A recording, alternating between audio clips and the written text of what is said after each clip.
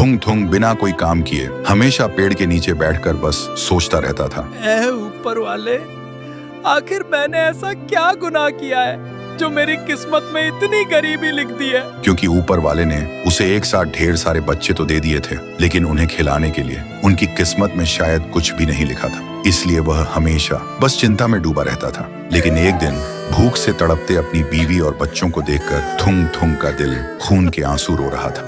इसलिए मजबूर होकर थुंग थुंग सूखी लकड़ियां लेने काले जंगल के सबसे घने हिस्से में चला गया। लेकिन चलते चलते वह एक पुराने खंडहर बन चुके घर के पास पहुंच गया और तभी अचानक उसकी नजर दरवाजे के पास रखी एक बांसुरी पर पड़ी, जो एक अजीब सी रोशनी के साथ चमक रही थी। बांसुरी को देखते ही उसके मन में एक ख्याल आया, शायद इसकी आवाज से मेरा दुख थोड़ा कम हो जाए।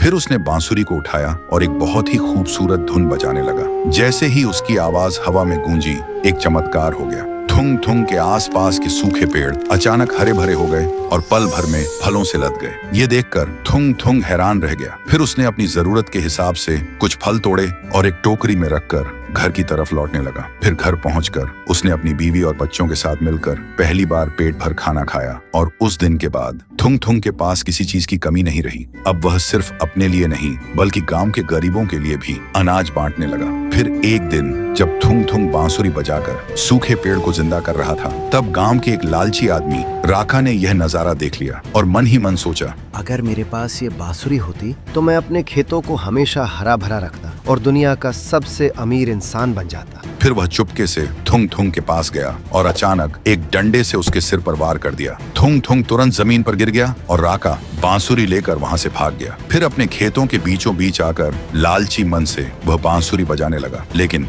बांसुरी से मीठी धुन के बदले एक भयानक चीख निकल उठी और देखते ही देखते आसमान में काले बादल घिर आए और उस खंडहर घर से एक डरावनी आवाज गूंज उठी, जिसने अपने स्वार्थ के लिए इस पवित्र शक्ति का अपमान किया है, अब वो इसी खेत में गर्मी, बरसात और ठंडक में हमेशा के लिए तड़पेगा।